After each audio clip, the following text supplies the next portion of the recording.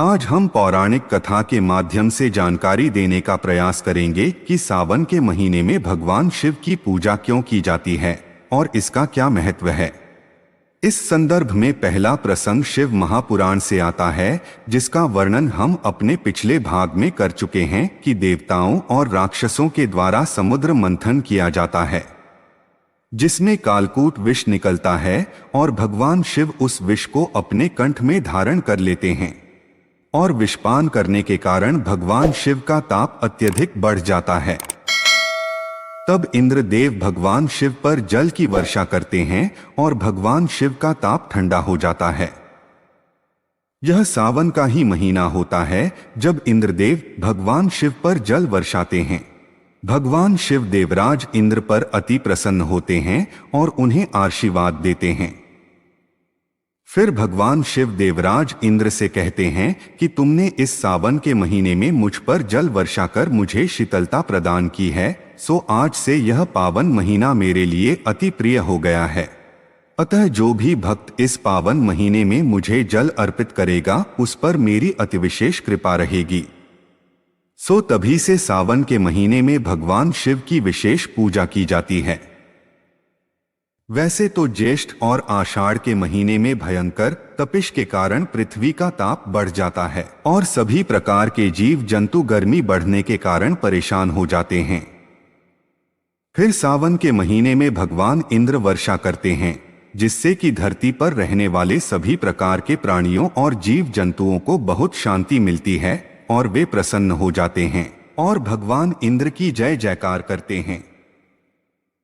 कहते हैं कि सावन के महीने में भगवान शिव माता पार्वती के साथ विचरण करने के लिए पृथ्वी पर आते हैं और इसी समय भक्तों को भी उनकी पूजा करने का अवसर मिल जाता है। इस संदर्भ में दूसरा प्रसंग भी शिव महापुराण से ही आता है कि जब माता सती के पिता प्रजापति दक्ष ने अपनी राजधानी कनखल में एक विराट यज्ञ का आयोजन किया, लेकिन उन्होंने अपने जमाता शिव और पुत्री सती को यज्ञ में शामिल होने के लिए निमंत्रण नहीं दिया। लेकिन फिर भी माता सती भगवान शिव से अपने पिता प्रजापति दक्ष के यज्ञ में शामिल होने की जिद करती हैं और शिवजी के काफी समझाने के बाद भी सती अपने पिता के उस यज्ञ में बिना बुलाए ही चली जाती हैं। जब सती यज्ञस्थल में पहुंची तो दक्ष प्रजापति ने शिवजी की घोर निंदा की और अपमान भरे शब्द कहे। इस पर माता सती को अत्यंत दुख हुआ और उन्होंने हर जन्म में भगवान शिव को अपने पति रूप में पाने की इच्छा रखते हुए अपने आप को यज्ञ कुंड में समर्पित कर दिया और अपने प्राण त्याग दिए। इसके बाद शिवगण यज्ञ को तहस नहस कर देते हैं और भगवान शिव को प्रजापति दक्ष पर अत्यंत क्रोध आता है और वे त्रिशूल से उसका धड़ अलग कर देते हैं। उसके बाद काफी कुछ घटना घटित होती है, जिसका वर्णन हम आने वाले समय में करेंगे। फिर कुछ समय पश्चात पर्वतराज हिमालय और रानी मैना के घर माता सती का दूसरा जन्म पार्वती के रूप में होता है। पार्वती भगवान शिव की बहुत भक्त थीं और जब पार्वती युवा हुई तो उन्होंने भगवान शिव को अपने पति के रूप में पाने के लिए घोर तपस्या की। कई वर्षों की घोर तपस्या करने के बाद सावन के महीने में भगवान शिव पार्वती पर प्रसन्न होते हैं और उन्हें दर्शन देते हैं। पार्वती की घोर तपस्या से प्रसन्न होकर भगवान शिव ने पार्वती से वर मांगने के लिए कहा। इस पर पार्वती ने भगवान शिव से कहा कि हे नाथ, मैंने आपको पति रूप में पाने के लिए ही तपस्या की है। अगर आप मेरी तपस्या से प्रसन्न हैं और मुझे वरदान देना चाहते हैं तो मुझे वरदान दें कि मैं जन्म जन्मांतर के लिए आपकी पत्नी बनूं और पति के रूप में मैं आपकी सेवा करती रहूं। इस पर भगवान शिव पार्वती के वर मांगने पर अति प्रसन्न होते हैं और पार्वती को मनवांछित वरदान देते हैं और अपनी पत्नी के रूप में स्वीकार करते हैं।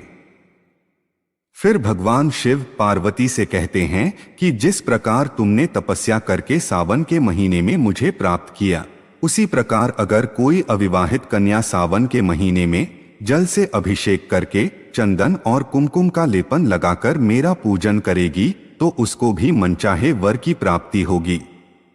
तभी से अविवाहित युवतियां सावन के महीने में उपवास रखकर शिवलिंग पर दूध और जल चढ़ाकर चंदन और कुमकुम का लेप लगाकर भगवान शिव की पूजा करती हैं, जिससे भगवान शिव अति प्रसन्न होते हैं और उन्हें मनचाहा वर देकर उनकी मनोकामना पूरी करते हैं।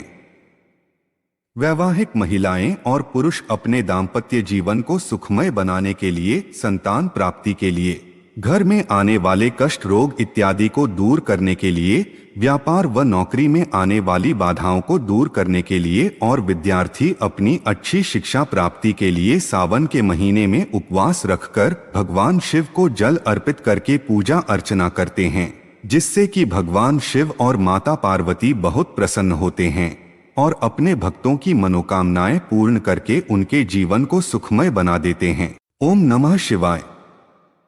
कर्पूर गौरम करुणावतारम संसार सारम भुजगेंद्र हारम सदा बसंतम हृदयारविंदे भवम भवानी सहितम नमामि।